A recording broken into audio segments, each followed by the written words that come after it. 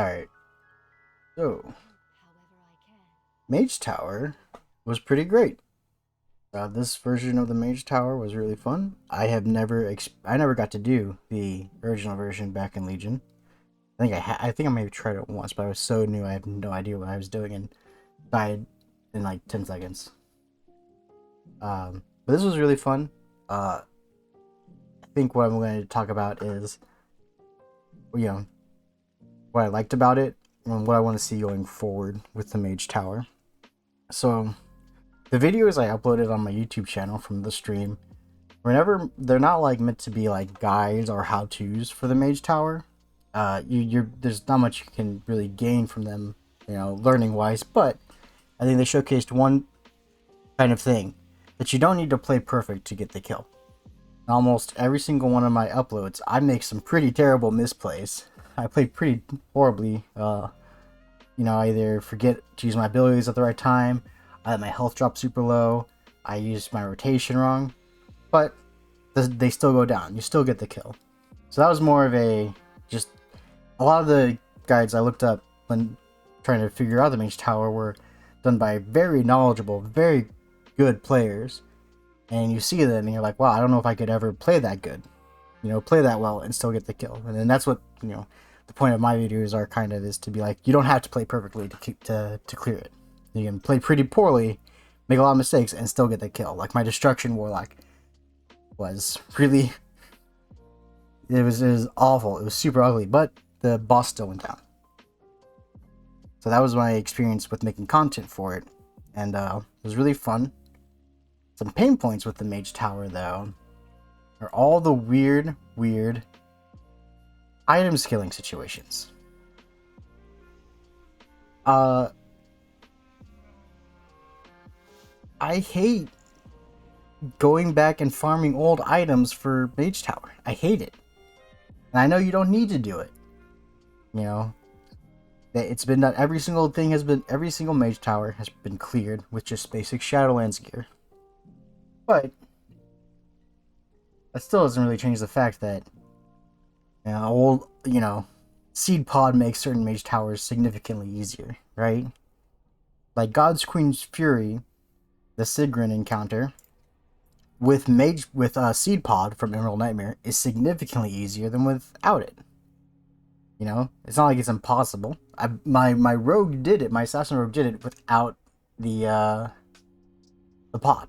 I didn't get the pod until I started looking to do subtlety. But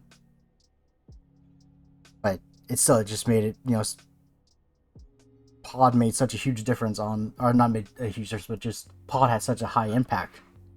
And same thing with the Demon Lock and the Destrolock managed to get a pod, and then that had such a huge impact on their runs.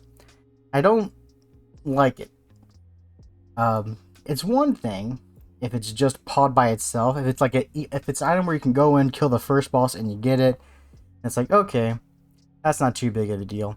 But then the idea of like people making a new account, a separate account, getting that account to level 44 or whatever, and then using Chromie Time and then party syncing with the tune that's going to actually run the Mage Tower, so they can then give that tune item level 50 gear from Burning Crusade is like, what's going on here? This is silly. This shouldn't be allowed. This is like, what? Yeah, and at least, like, I could say the same thing about the Siege of Orgrimmar here, which I used on the Demon Hunter and the Paladin. Both ran Siege of Orgrimmar to get some gear. But I think it's something to point out to me, like those items were like low, like somewhere between 3 to 5 levels lower than level 50 gear. So you're kind of losing out on secondary stat to gain extra sockets from main stat, and it's worth it. I think it's worth it anyway, but it's not like as insane as like a level 50 item with like 2 sockets on it that you can also then throw a legacy enchant on.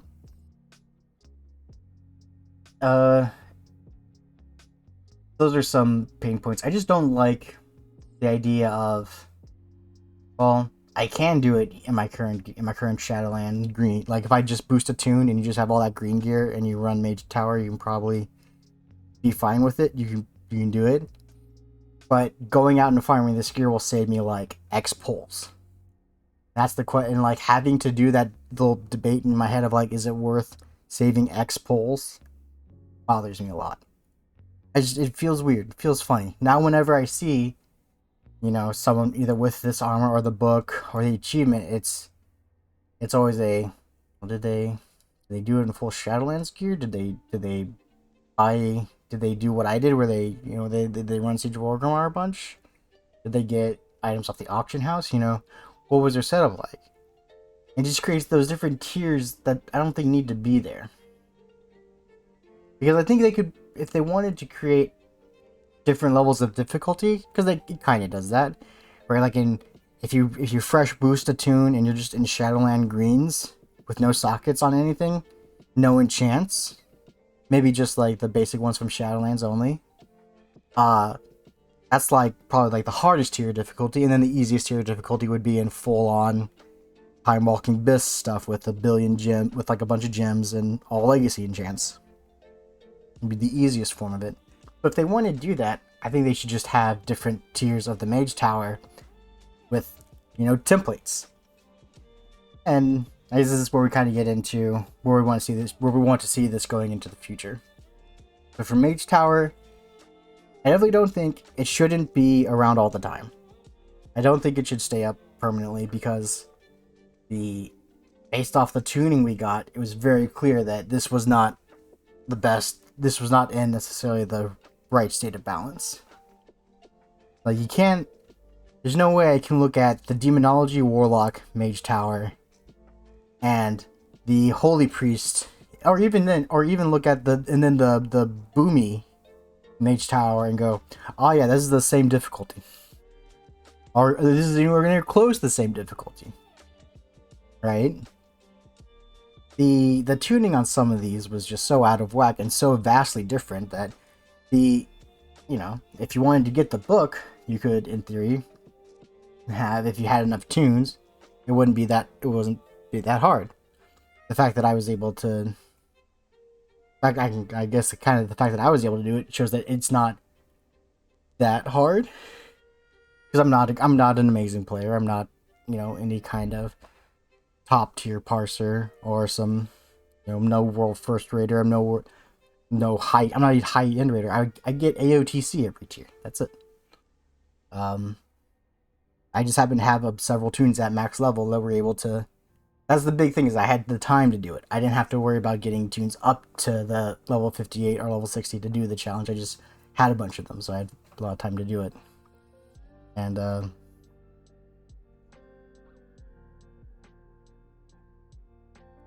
so with how different the difficulty was for several of these challenges, I can't help but feel like it needs to be tuned. And the best way I think to do that would be to take it down every bit. Because, you know, if you release it, like, right, let's say that they kept it up. We're like, oh, we're extending Mage Tower. And also, by the way, we're making Demonology Red Paladin, Fury Warrior more difficult. People would be furious. Or people would be really upset.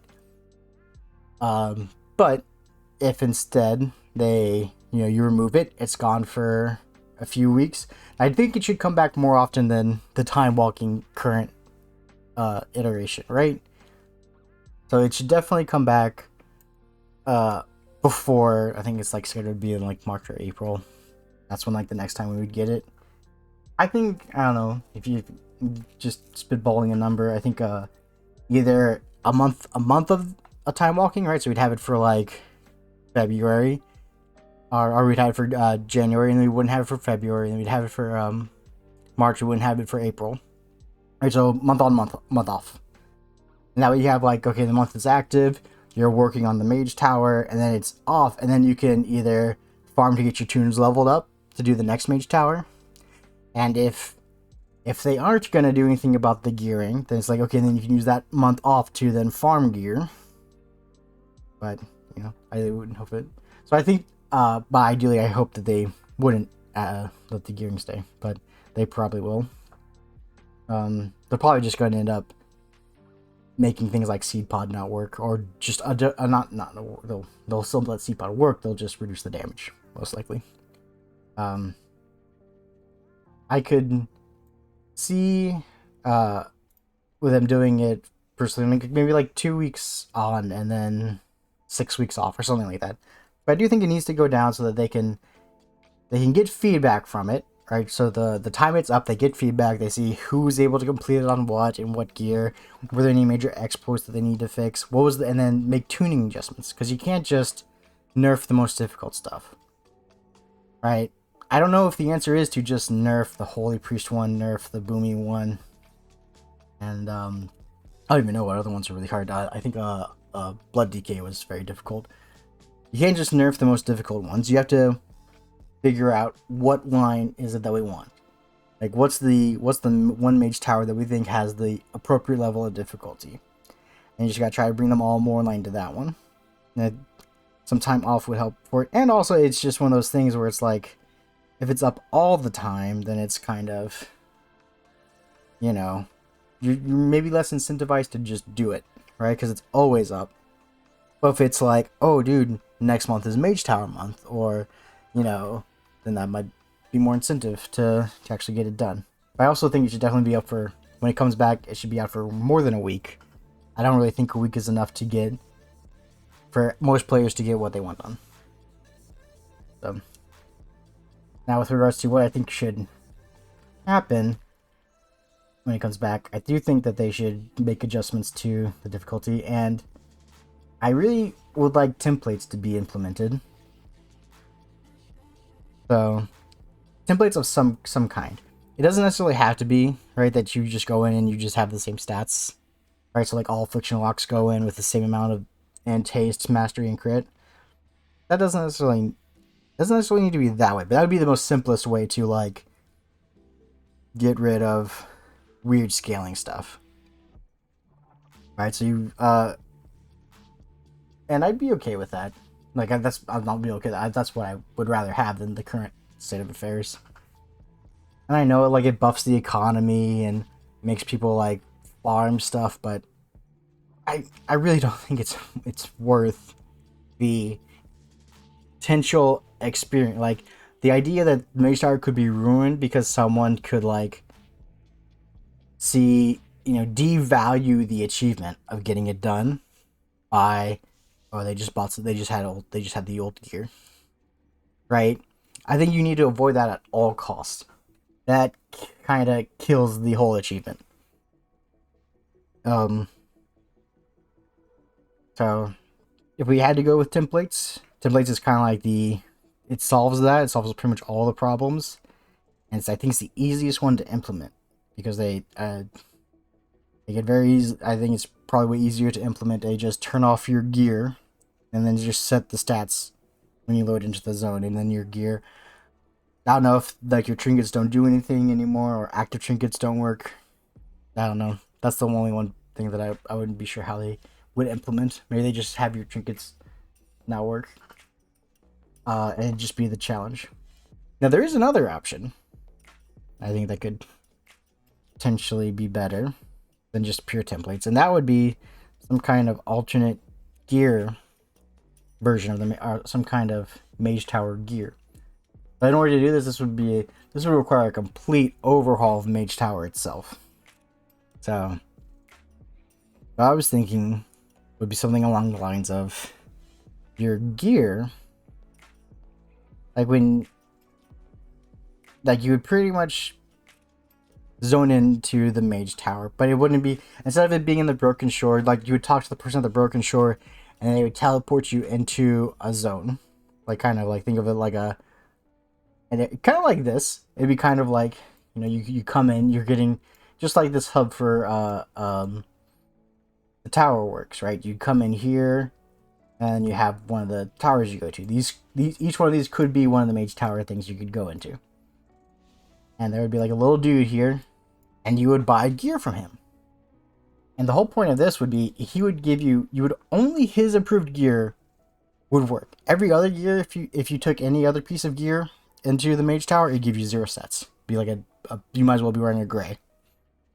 But his gear would work. It'd be flagged to work, and he would have things like, you know, plate armor with high verse, low haste, plate hand, you know, and he'd have all the different combinations.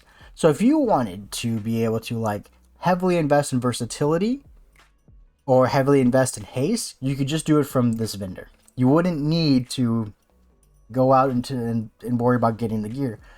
But that would give you the kind of customization you want, right? So maybe you find out that a super high haste build is better here, or a higher crit build is better here.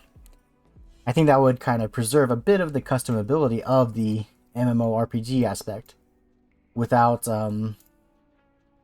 without letting it be kind of tampered with or ruined by farming gold gear and then, you know, doing way more DPS than they ever thought you were going to, and now you just killed the bosses super quick. That's kind of what that would take a lot to implement. I realized that is like a full-on feature rework, right? But the Mage Tower was super successful. It brought people back into WoW for its time period, like that were, you know, WoW was very active for those 4 months that it was out. I think it's worth going into it. And then if they just want to end up with just, well, we're just going to have the Mage Tower come back with no changes and it's going to be the same thing, but, you know, that's fine. I'm looking forward to coming back again to work on stuff, but that's kind of how I think it should go. I really do think having customizable gear, not like being able to change out the secondary stats on your gear while having standardized main stat would probably be the way to go. And throw in some like trinkets there. Like if you're, you know, they could throw in some cool trinkets there, like maybe a version of the seed pod that is not as OP, right? Like I think that'd be a good way to go. And then what that would let them do is that would let them tune it to this. You don't have to worry about any shenanigans outside. You don't ever have to worry about like, oh, we've done some kind of weird level shrink, or, you know, or something has happened and now this one item with this one trinket or this one pair of gloves or this one random ancient now all of a sudden is way out of line and doing so much more than it's supposed to. All that's gone. You never have to worry about that. For the rest of WoW's entire life cycle, the Mage Tower would just be good to go. You could run it whenever. It's future proof basically by doing it that way. And I think it's worth a shot. And if you do it by armor types, then even if you add new classes in the game, as long as they use the same armor types, they're good to go. Well, that's my thoughts on the Mage Tower. Kind of a long ramble, but yeah. I'll hope you hope that was enjoyable. If not, just let me know. Tell me it sucked. Tell me if you liked it. That's gonna be it. I'm gonna go work on Torghast now.